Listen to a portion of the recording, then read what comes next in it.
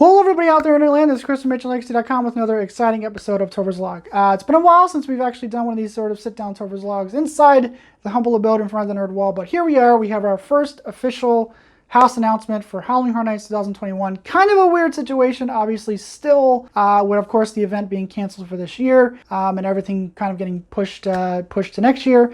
I don't quite know how to react to this, other than to say that I think the house looks pretty cool. It involves, or revolves, I should say, around a theater in San Francisco in the in the early 1900s.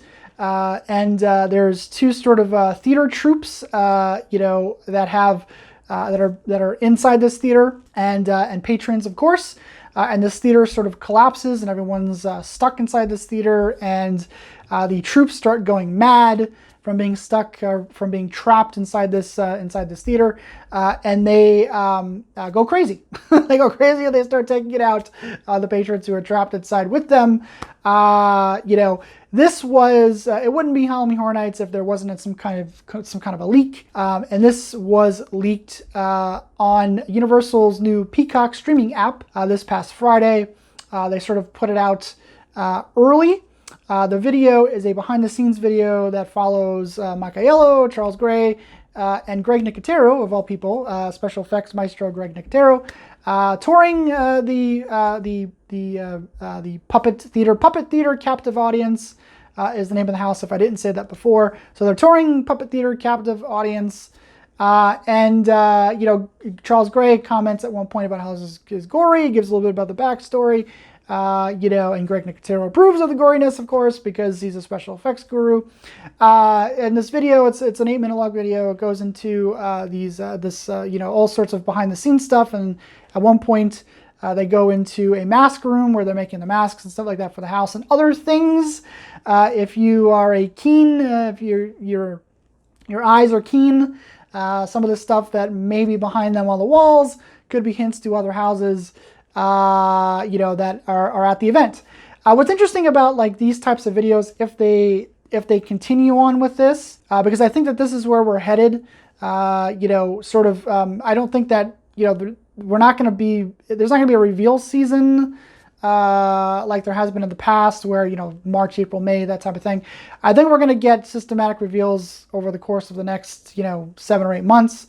Because I believe. I firmly believe that a lot of these houses that were supposed to come this year are going to just remain up and come next year, which really kind of does make sense.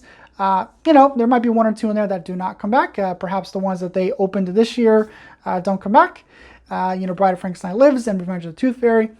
Maybe they don't come back. Maybe they do. I'm not going to really delve too much into that, but if they do, cool. If they don't, wouldn't surprise me, because the houses were open to this year. So maybe they want to do some fresh things. I think a lot of that's going to depend on what kind of budget they have for next year. And also, one of the other reasons why I don't know how to react to this is because, what if we get to a point where things aren't better? The pandemic is still raging, and we're kind of at a point where we have to cancel again. So I don't quite know how to react to this just yet. I'm still holding out hope that things get better by the time we get to next year. But you never know. I mean, we're dealing with a pandemic, or we're dealing with a virus. It's really kind of hard to predict where things will be 6-7 months from now. Hopefully everything is good to go, but I think that even if maybe we still have the pandemic going on, I think that unless things are totally out of control, I think that with some of the stuff they've sort of implemented this year, some of the experimenting that they did this year, I think we might have some semblance of an event next year, maybe with limited capacity and some of the same stuff that we've seen this year with the plexiglass and sort of the pulsing of the lines. I think that could be implemented for next year. If things aren't 100%, in a better place. I digress. I'm trying not to be too down on this, but I just. I don't know. I still have some fears that things might not be in the best of places, even as we get to this time next year. But you know, I'm hopeful. I'm hopeful, I guess. But anyway, so back to the Puppet Theater captive audience. Like I said, the video, you know, has Charles, Mike, and Mr. Nicotero touring this house.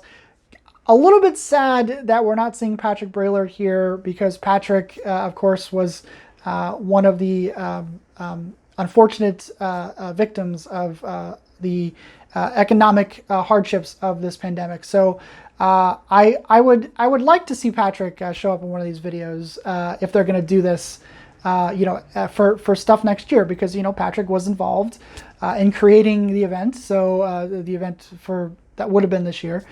So it'd be nice to see Patrick tour one of these houses and sort of give his 2 cents on it. I know it's sort of difficult with the circumstances, obviously, but I'm a little bit sad to not see Patrick here, because you know, Patrick deserves to get some kind of credit here, because he's you know, he was involved. So I'm a little sad, but that being said, the house does look cool.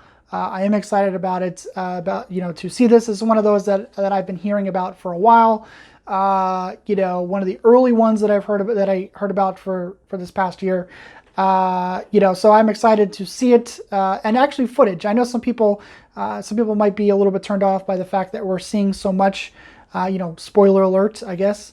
But I like seeing some of the footage. It gives, even if, let's say the event is canceled next year and they have to, like, you know, it's like, they're like, fuck it, you know, the event's canceled, but at least we have, you know, you would have seen what the houses would have looked like anyway. So, you know, so I do kind of like that aspect of it. But, you know, so we get a little bit of a glimpse of, you know, and honestly, like some of the puppetry things, like the tricks that they're using with the actors and sort of like the black costumes and doing the puppetry that way, you know, I do like that type of thing. If you've been to or, you know, have gone through the houses this year, there's a lot of curtain effects, like shadows behind curtain effects this year, and this also has some of that as well. We saw that in the video. Charles Gray said it's one of the main characters. They show like a sort of silhouette. Looks like a girl or a woman, a lady, behind a curtain. So it looks like they're carrying over some of that stuff. There are a lot of curtain effects here. There's a couple uses of them in Revenge of the Tooth Fairy, and also in Bride of Frankenstein Lives. Still my favorite of the 2 houses for this year. But anyway, so yeah, so we have our first official confirmed house for Halloween Horror Nights 2021. I'm hesitant to call it Halloween Horror Nights 30 even, because you know, it should still be more or less the same event that we would have had this year, next year. I just they're just calling it Halloween Horror Nights 2021. So we're just gonna try to, you know, call it Halloween Horror Nights 2021. 2021. In 2020, remember, we thought we'd be, oh my god, it's the future. In fact, my first video for Halloween Horror Nights 30 was called Welcome to the Future. God, this year sucks. But you know, we're almost in 2021. It's crazy how long this year has felt, but also so quickly this year has gone. It's sort of a weird enigma of time that we've been going through this entire year. So, you know, February seems a long time ago at this point. You know, that's really kind of when all this stuff started to rear its head, was back in February. But anyway, so it's kind of nice to be back here doing just a little bit of a My Talking Head Topher Piccolo situation.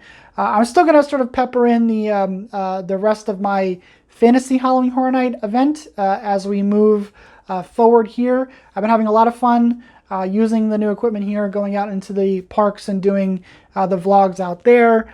You know, we don't really do too many of those, but I do enjoy doing that. So like, if you want to, you know, I've done a couple of them already for this year, you know, just out at Universal, seeing what's new, looking at the construction for the coaster, doing the houses. Universal is like my second home, and I enjoy going down there and doing the vlogs. So if you want to check those out, you can.